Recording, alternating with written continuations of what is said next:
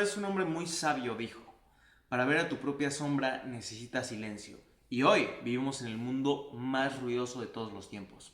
Hace 2000 años, si querías ponerte a ver tu sombra, tenías por lo menos un espacio de 1 hora de silencio en el día. No había carros, no había ruido. Tenías el privilegio y el beneficio de estar con la naturaleza, la paz y tu propio silencio para poder observar tu sombra, trabajarla y así poder volverte una persona más virtuosa. Es básicamente un poco lo que dice la filosofía del estoicismo. Céntrate en lo que puedes controlar, deja ir lo que no puedes controlar. Y al mismo tiempo ha impactado la vida de millones de personas a lo largo de estos 2000 años de historia. Ha sobrevivido a guerras, esclavitud y otras cosas que incluso muchas otras filosofías han caído o no, porque no han tenido las bases en que sustentarse. Y la pregunta es, si el estoicismo ha sobrevivido a todo esto, ¿por qué no ha podido aplicarse de la manera correcta en la era moderna? Y el principal problema que enfrentó el estoicismo en la era moderna es que llegó como algo como muy comercializable, ¿sabes? Tipo como estos tipo hábitos de 5 minutos que puedes hacer o 5 frases estoicas, como estas cosas que tal vez parecen como pequeñitas, cosas que van entre la motivación y como la parte de hábitos atómicos, como de, ve al gimnasio 5 minutos o haz esto. Cualquiera puede agarrar la libreta, una pluma y hacer 5 o 10 minutos de journal al día. Y tal vez lo difícil va a ser mantenerse constante, pero en sí la acción de eso no es difícil. Y el problema es que el estoicismo no se trata de que sea algo fácil, sino que es algo terriblemente difícil. En comparación contra otras, como por ejemplo el nihilismo o el absurdismo, el nihilismo no tienes que hacer mucho para adoptarla. En sí puedes adoptarla si tu vida está jodida. Técnicamente eres nihilista, porque si nada tiene sentido y te revuelcas en todo este mindset de supervivencia, que tu biología ya está como educada para que hagas eso, porque tu mente no está educada para que seas feliz, está educada para que sobrevivas. Entonces como que el nihilismo, bueno, va por ahí. El absurdismo, bueno, todo me la suda, viene por aquí, ¿sabes? Es hasta un poquito divertido esa parte. Sin embargo, no es como una filosofía que te pida que tengas que esforzarte todos los días. Es como que haces un cambio de perspectiva, pero no es como que te pida ese choque energético diario y esa congruencia. Como lo dijo Epicteto, tu filosofía no se basa en las cosas que dices, sino en cómo te comportas. Y al ser el estoicismo la máxima persecución de la virtud, por así decirlo, implica que te hagas consciente y que estés persiguiendo la virtud constantemente todos los días. Como una disciplina, un deporte que es difícil, que requiere constancia, requiere esfuerzo mental y de cuerpo constantemente todos los días, todo el tiempo, de manera constante. Me acuerdo cuando iba por el segundo libro de estoicismo, el manual de vida de Epicteto. Madre mía, esa madre te revienta la cabeza. Y luego ya como que le vas entendiendo un poco, ¿no? Y había como esta parte que decía como de no importa si tu hermano te traiciona, te hace esto, te hace lo otro, te hace ta ta ta ta ta. Tú tienes que seguir amándolo y respetándolo sin importar a qué pase. Y me acuerdo, como esa misma semana o algo así, había tenido como un argumento con mi hermana, estaba hiper peleado, ella me estaba gritando, me estaba diciendo de cosas y yo dije, me voy a comportar como un auténtico estoico. Entonces simplemente como que me quedaba así y fingía como que no me afecta. Y por dentro estaba como con esta ira de qué está diciendo, quiero responder, quiero accionar, quiero no dejarme tratar de esta manera. Y sin embargo yo seguía como con ese pensamiento de no, fingir que lo que te está diciendo no te afecta es como algo estoico. Y ni siquiera es como fingirlo, ¿sabes? Porque dentro de el voy a ser estoico y voy a hacer que esto no me afecte, te terminas por creer que eso no te está afectando.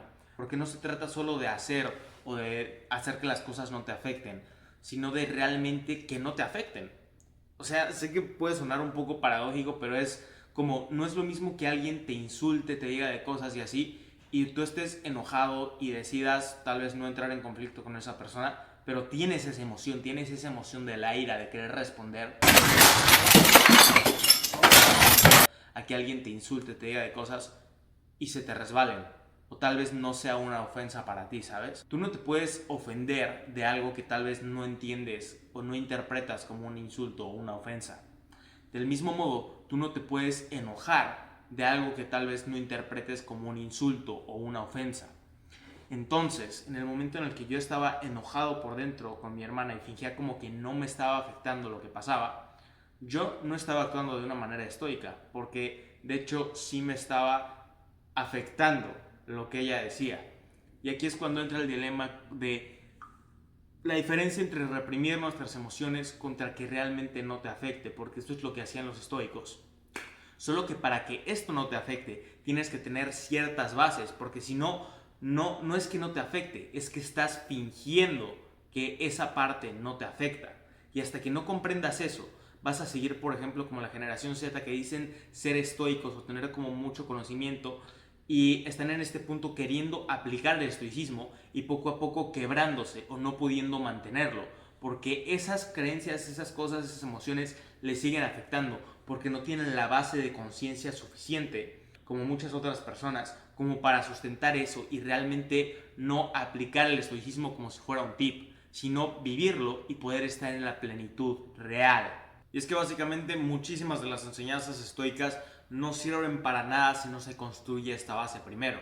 El problema de por qué no nos han enseñado esta base, por qué no tenemos esta base con el estoicismo de raíz. Bueno, porque hace 2000 años las personas que escribieron esto, Epicteto, Marco Aurelio, Séneca, ellos no tuvieron que construir la base. Ellos nacieron prácticamente con la base, o bueno, en un contexto que les permitió construir esa base de una manera prácticamente natural. Claro, porque ellos no iban a escribir los libros simplemente de filosofía, sino en base a todas sus experiencias, vivencias, y cómo esa filosofía les había ayudado a liderar imperios, a sobrevivir a la esclavitud, a sobrevivir a la peor de las miserias, y ese pensamiento que los ayudó no solo a sobrevivir, sino a vivir una vida plena después de todos esos acontecimientos. Epicteto le rompieron una pierna cuando estaba siendo esclavo. Imagínate la responsabilidad que tenía que tener Marco Aurelio. Liderar guerras, hacer que todo su pueblo se pusiera de acuerdo para algo, la política, ser un líder, todo ese peso que recaía sobre sus hombros,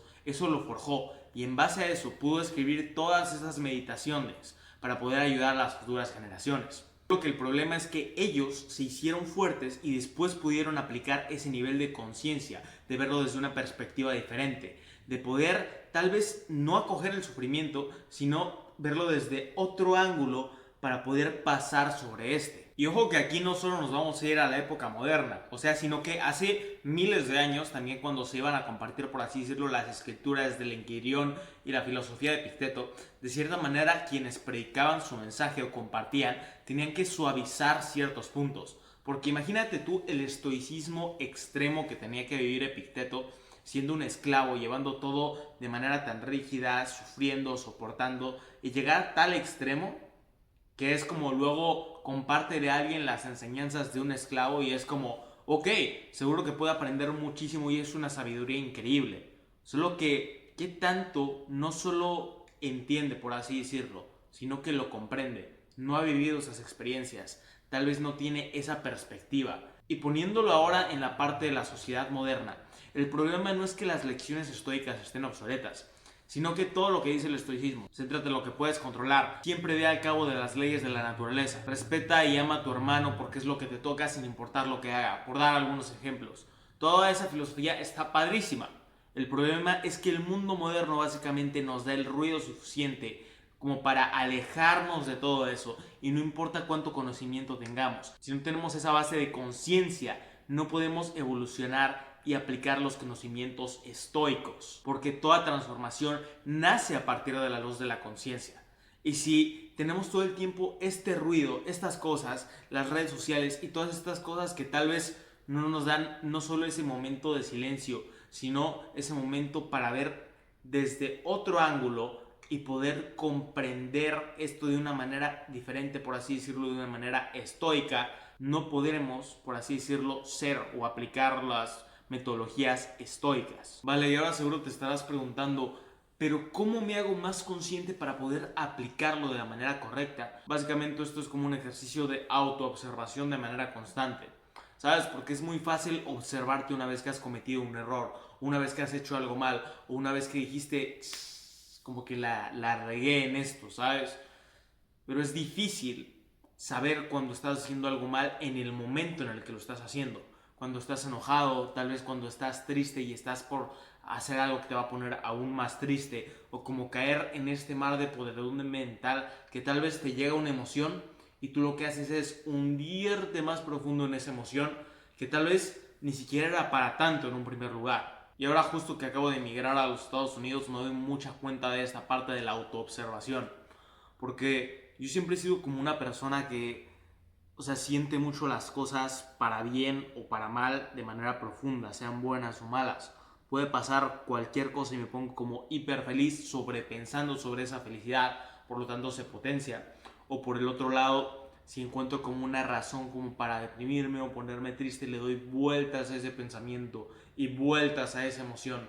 De la modo que algo tan simple como que pasar una mariposa o por decir algo que se me cayó en el lado de niño o así, era como un momento de que me ponía a pensar y de repente me ponía más triste y luego a reflexionar sobre esa tristeza y en lugar de observar esa emoción iba dándole vueltas y vueltas a la podredumbre mental.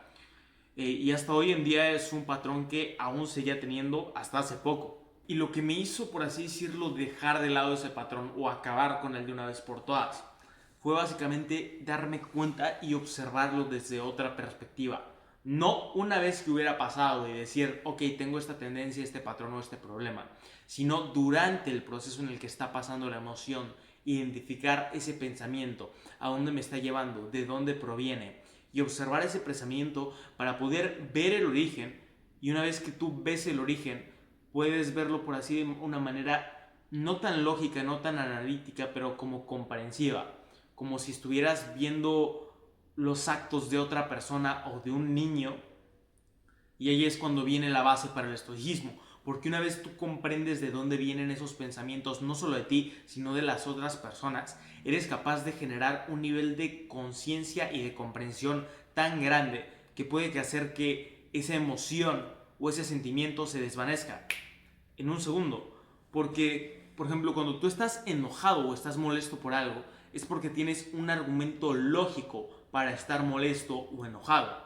Las emociones duran bastante poco, o sea, creo que duran como 30 minutos o algo así, pero si se mantienen es porque tú estás constantemente pensando en esa emoción y dándole argumentos lógicos para que se siga manteniendo a lo largo del tiempo. Y yo, por ejemplo, al observarme y ver que me estoy yendo por esos hoyos de podredumbre mental hace como 2 semanas y decir así como de, ok, observo el pensamiento, lo veo desde otra perspectiva, vuelvo al origen, veo todas las otras cosas positivas que están pasando en mi vida en este momento. Y después de eso me pregunto, ¿por qué estaba triste? ¿O por qué me estaba deprimiendo? ¿Por qué estaba con todo este sobrepensamiento? Y como que directamente se te olvida. Porque así como también puedes perder los motivos para estar enojado, puedes perder los motivos para estar triste. Y viendo ese origen desde el fondo del origen de eso, es cuando las emociones se desvanecen. Y entonces no estás reprimiendo tus emociones, sino les estás comprendiendo desde un nivel superior que te permite soltarlas. Puedes elegir no enojarte, no tener esa actitud, no actuar de esa manera, porque lo concientizas, ves el porqué de las cosas de ti y de otras personas y no se genera en la emoción.